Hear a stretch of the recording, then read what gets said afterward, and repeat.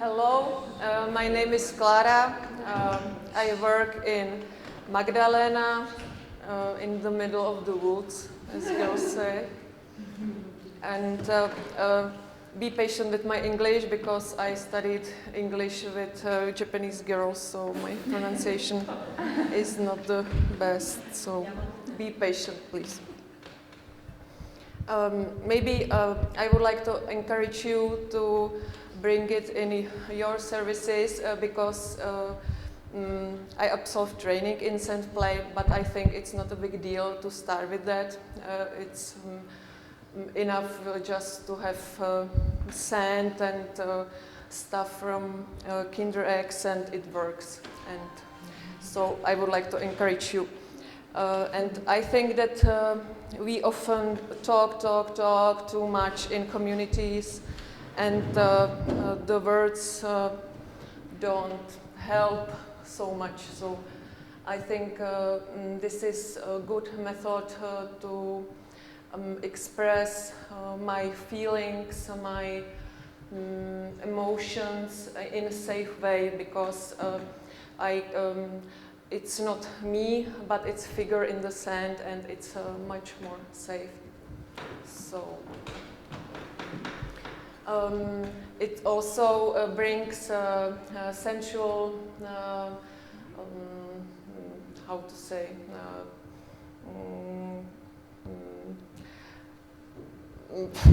feeling, podněty.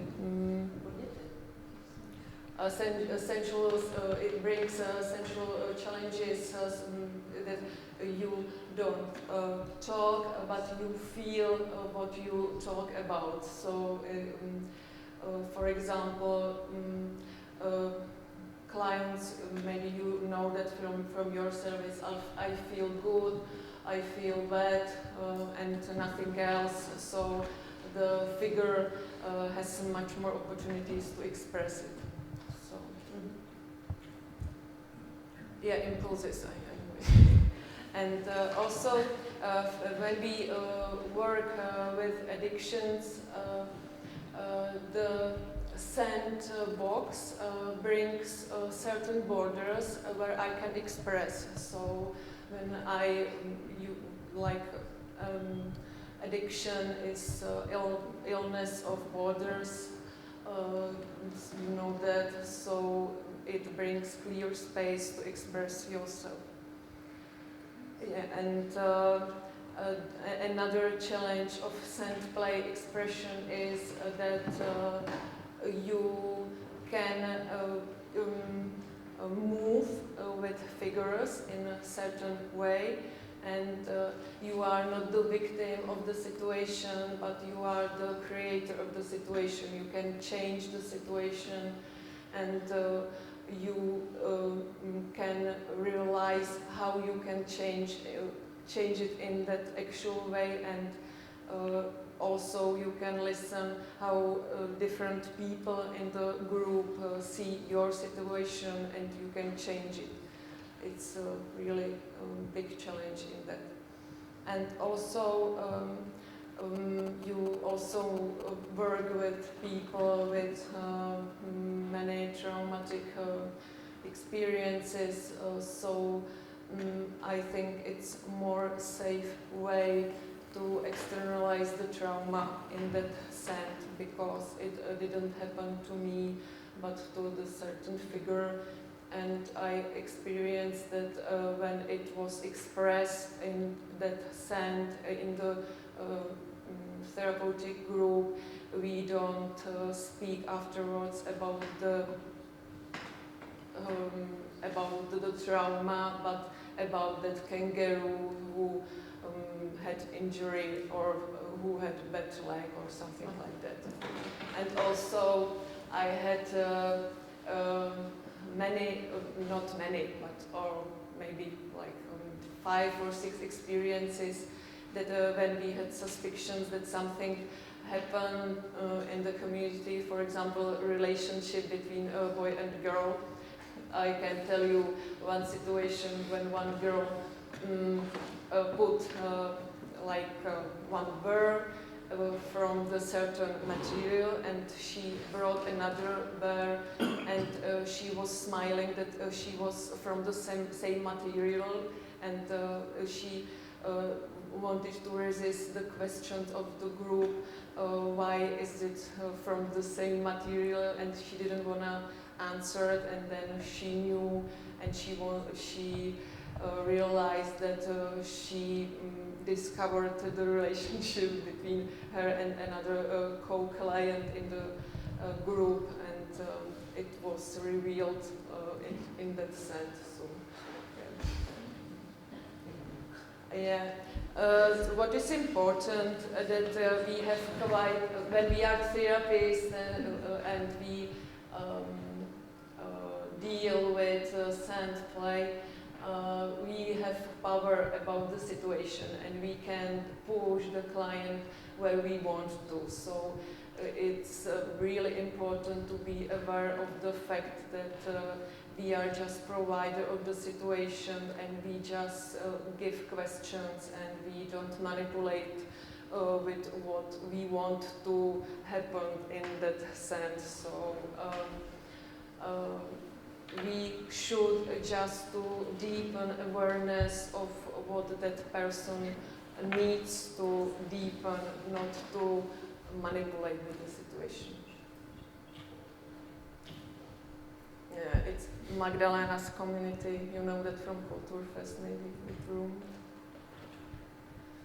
Yeah, these are like Sandplay questions. You know that it's really it's important that they are neutral. Like just you know, tell me more. What's going on? What important things is the questions about feelings of that figures. What do they feel when we have it in the group? It's obvious who is on the edge of the group and who is on the top, who has figures around and who is alone. You ask for the needs of the figures, and you ask for the fears or who are the figures scared of. So it's important to have neutral voice, neutral tone of making questions, not to push the process. It's really important. Yeah, it's a challenge for you to collect the objects, and it's really easy. If you have children, they have. I could clear the room of my children, so it was quite useful for us. We can move in our flat, so that's. And these are categories of what should be there. It's good to have like figures, buildings, different animals, also mythic animals, not just ordinary animals, different kinds of plants. You can collect in nature, like shells, stone, what you find. It's really there are no borders of fantasy of what to bring in Sandplay. Yeah, and there are how we use it in our community. I use it in individual therapy, and it's in that way that I sit with the client, and I usually start that we are just sitting together, and the client is usually curious and put the hands just in sand, and I am patient. I don't push to bring the object right now, and I take time. It's also time for naladění, to have, tak mě rozumíte aspoň někdo.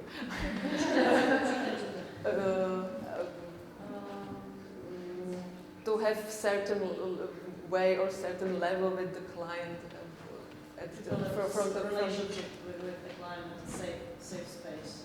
From the beginning, and then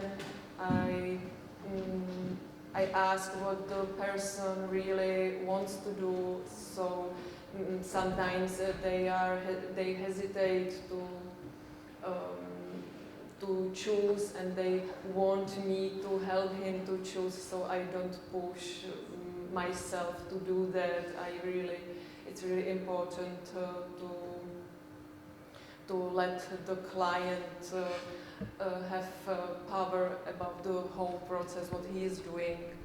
And then I ask mainly for the feelings of the figures, because you know that our clients cannot speak about feelings at all, so this is the good way how can I get closer to him. Yeah. So this is maybe at the end of the setting I realized that the client wants to change the feeling of the figures, so I ask for the move of the figures, and sometimes the client is not ready for moving the figures, so it's up to client really if he wants to move with that. And really what is really a challenge for me in the work in community is the group therapy, that we have interaction group once a week, that it's important to speak about relationship in the group. So everybody set his figure in the sand, how he feels in the group at the moment, and we talk about that. And then we talk about how to change it. So it's really sometimes somebody thinks that he is the center or the leader of the group, and he is surprised that other people want to put his figure somewhere absolutely else on the edge of the set. So, yeah.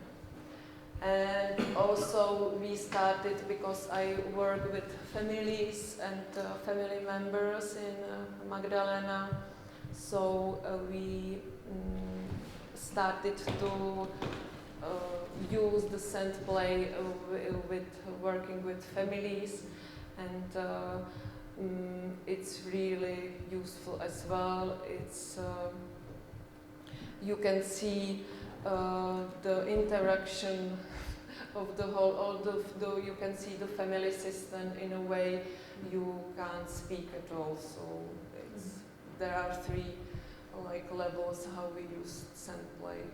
Yes. And that's it, and we should go for lunch.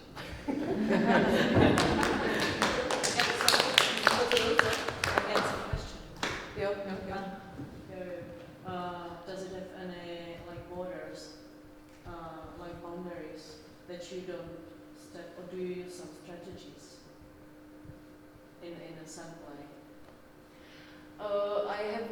It's basic principle of Sandplay is that you don't have any strategy, that you shouldn't manipulate or you shouldn't push the client anywhere. So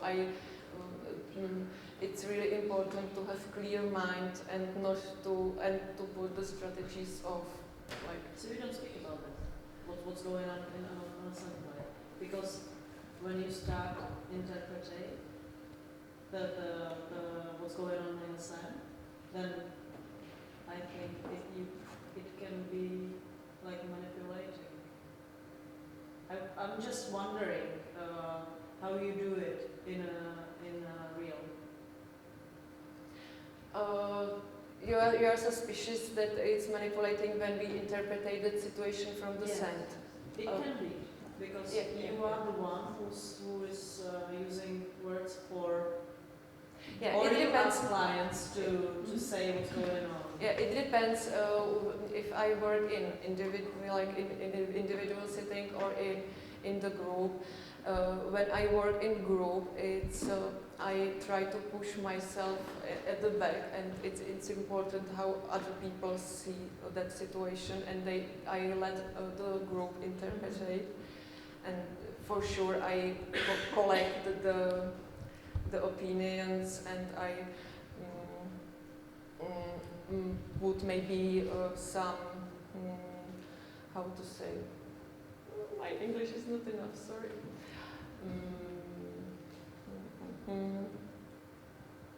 I try to maybe educate what the awareness brought, but maybe, yeah, when you ask about strategies, so maybe educate what the awareness was deepened. So, but I have to be aware that I don't want to manipulate with what I want to hear.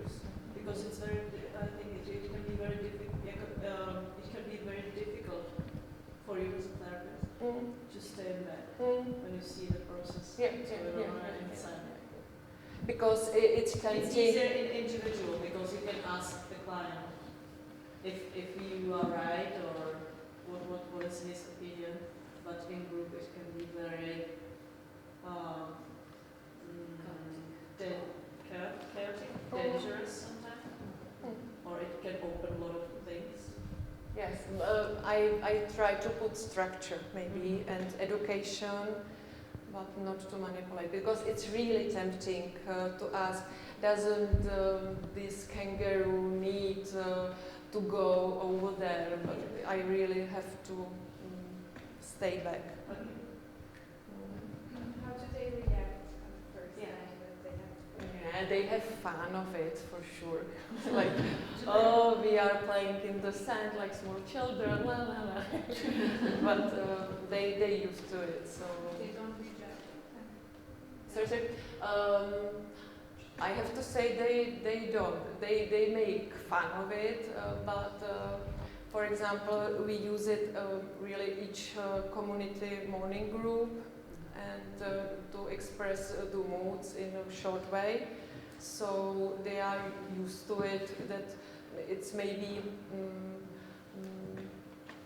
more interesting than the good or bad, or just to speak about, so yeah.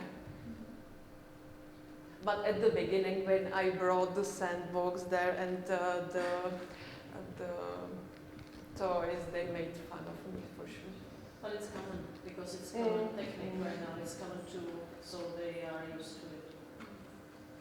Right now, they are. And also, family members hesitate to play in the sand, and I have to educate and explain why is it good to start with that. So I have to encourage them. They have doubts about it. I have also a question: in which phase or situation during the therapeutic process it's indicated, if I would like to use the technique, for example, in the individual setting, how do you do this? If you say like next time we're gonna play with sand, or if it depends on the situation and there's nothing to say, you can bring the technique, or how do you use it? I usually don't use the sand from the beginning. When I feel that I get in a relationship with the client, I use it, and I think it's important to educate the client why should he. I'm encouraged to do that. So it's like your personal feeling now. It would be It's nice more to use based this. on personal feeling that I can afford it. So you can do because you use it. Do you do it with all clients all the time, every setting? No. Or because I think that it can bring differences in between that. With someone you use it often, with someone you never use it. Do you think about that? Do you see that it can be problematic? We talk about that in team, because I am the person in team who use it often, and other people use it just from time to time to express the moods in the group. So clients know that when Klára is in work, sand is coming. So, but I think it doesn't matter, and I try to encourage my colleague to use it in interaction that they have doubts and they hesitate to use. Some of them they like to do that. Some of them stay back. But I think that we should be authentic in what we are doing. So when my colleague doesn't want to do that, I don't want to push it. And in the group therapy, just one client doing that and the others are like evaluating or something, or all of them are using the sense like in the group therapy? Usually in the morning we have different groups, so I use it in the morning for expressing mood, so everybody goes to the box and put one figure which represents my mood. And then in that interaction group, I also should express myself in the sense how I feel in the group. So there are two ways how I work with All of the clients are yeah. together. Yeah, and then I work with what appears. So when I see that one figure I cannot see because it's under the sand, so I ask where is it, for example. So the point of this activity is to show how they feel, what they want or something. And maybe how they feel, how to express myself, how I feel in a safer way than in words, because it's not me how I feel, but that kangaroo or bear or something. So that's the idea maybe, or philosophy of that. And I would like to encourage you to do that, because it's not a big deal with that starting. I think you don't need to have any really special training just to start with that. That's enough. I have one question. As you said, that sometimes it uncovers a trauma or traumatic situation. What happens then? Does it stay in the sand, and you, for example, go on working with this specific client with the sand, or you express the situation in words? For example, when the other meeting comes, you verbalize the situations from the sand when you feel they are really important. It happened to me just several times. I don't have many experience with that traumatic situation in the sand, but when I feel in individual setting that something important happened, I use my mobile phone and I make picture of that setting in the sand, and and we come back to that in another setting that I do it according to that picture, and then I how to say porovnávám, compare two pictures of that situation, and it's really strong material to work with. So you make it again, the situation, before the client comes, and then you let him or her maybe go on. No, before he comes, we do it together according to that picture. Because we use it between it in groups, so we cannot stay. But you continue working with the setting, like that you make it again? Yes. With him or her, and you let him or her go on and do something. And I ask if he wants to change it something.